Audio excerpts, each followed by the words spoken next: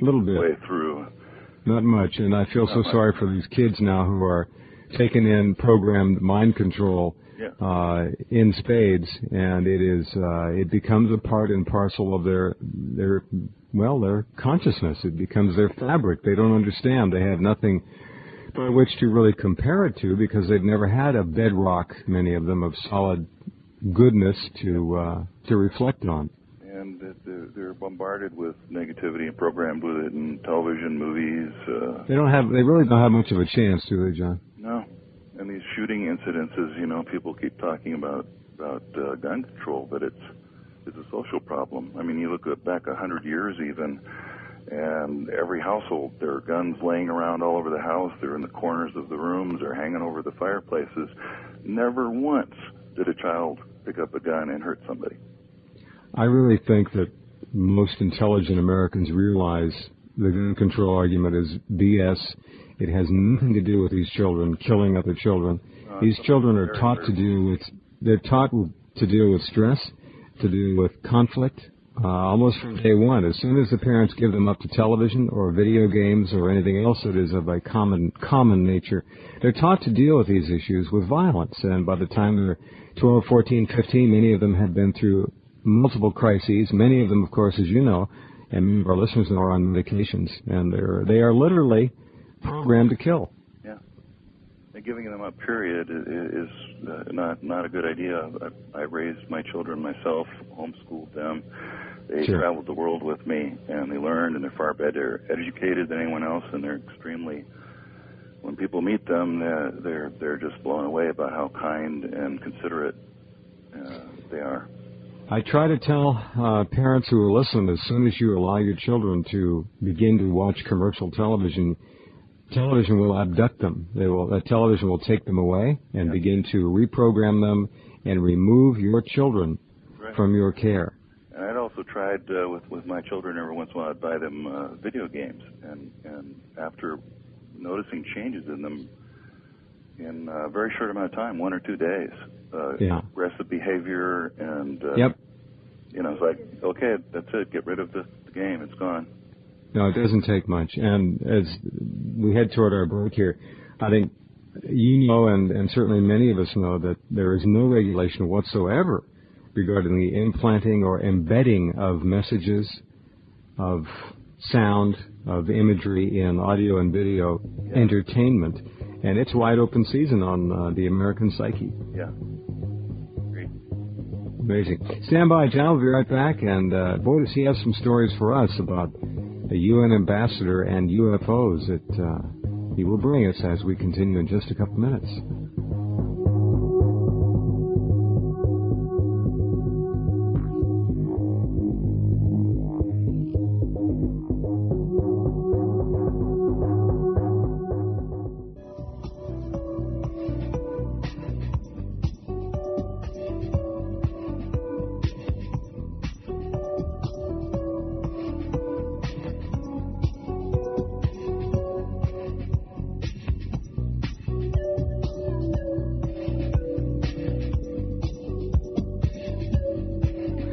And if you the program, don't forget the website, Rense.com. That's RENSE.com.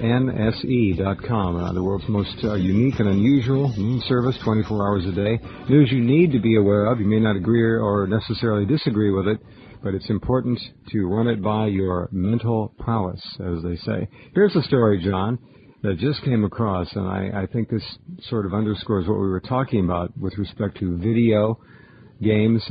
I think we got to drop the word games here. They're not games at all. They're video programming tools is what they are. Yeah, the first computer game, I get this one. This is amazing.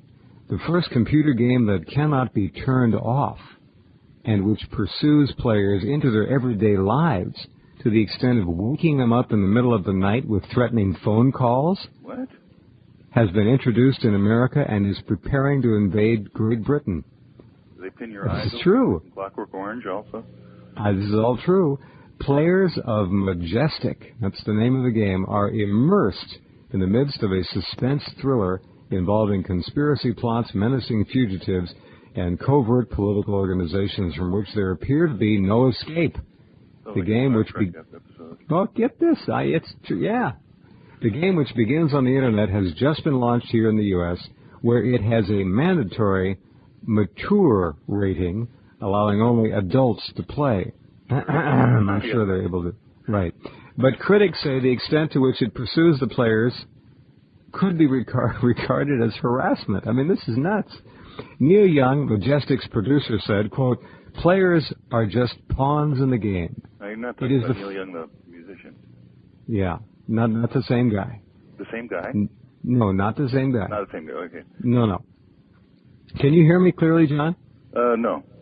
Okay, I didn't think so. All right, well, we're working on that. But you can. I'm hearing you a little garbled, too, but I think everybody at home hears us pretty well. I hope so. Neil Young, Majestic's producer, said, now here's the quote, "Players are just pawns in the game. It is the first game that plays you." Let me reread that. "It is the first game that plays you." How's that? It's the first game that plays you, unfolding in real time to reach out into your life and to connect with you. Once you are in it, you are bombarded with phone calls to your home, faxes and email messages to your offices, and text messages to your mobile phone. It's up to you to make sense of it. Is this surrendering all consciousness and life to an alleged game, or what? There's a couple of things. That's one of them. I've just been thinking recently, some of the things that are happening, sci-fi writers haven't even thought of, and horror writers. Stephen King wouldn't come up with that idea. This is amazing. Here's a little bit more. Prions, I'm sure you've probably done stories on that, too. Many. Yeah, many. Prions, if you go back to Stephen King's book, The Stand, which was a true classic. Great. And way ahead of his time. He was a virus. He didn't think prions. Well, that's what I mean. This is something that's not even, it sounds like alien. You know, it's like not even something what people would imagine or have a dream that's right. about. It's unbelievable. It got mentioned the first time that I've heard on TV a couple of days ago on 60 Minutes, too. The first time I've heard the word mentioned, and the doctor was talking about it being hopeless. The first time you heard the word prion was just a couple days ago? Many times, but the first time it's been on national TV that I've seen. Oh, yeah. Well, I agree. It's not getting the coverage in the monopoly press as it should. Here's a couple of more paragraphs from this story about this game called Majestic, which literally takes charge of your life. And this is like having a third... Where do we sign up? Yeah, please. The point of the game is to solve the conspiracy, making use of hidden clues, but it is neither possible to step out of the game nor to be sure which of the characters in the game are the human players and which are programmed players. It's very bizarre. This will take people out of reality, such as we have any left, and put them into a virtual/real world where they will intentionally no longer be able to tell the difference. This isn't where you click on a game and enter a virtual world. This is going to put you into an environment where reality no longer becomes attainable, at least not easily. In one of the scenarios of the game, the player's phone rings while they are watching television at home. It's an hysterical woman. Someone is trying to break down her door, she says. She screams, "Why is this happening to me?" Then a cell phone text message warns, "Back off if you know what's good for you." A spokesman for the British subsidiary of Electronic Arts, the game's distributor, said, "At the moment, you can only play it if you're in America, but we are looking at ways of bringing it over here to the UK." So there you go, folks. Another amazing step into some bizarre direction. Maybe the darkness is the best way to put it, of our world and its entertainment. Be right back with Jon Peniel.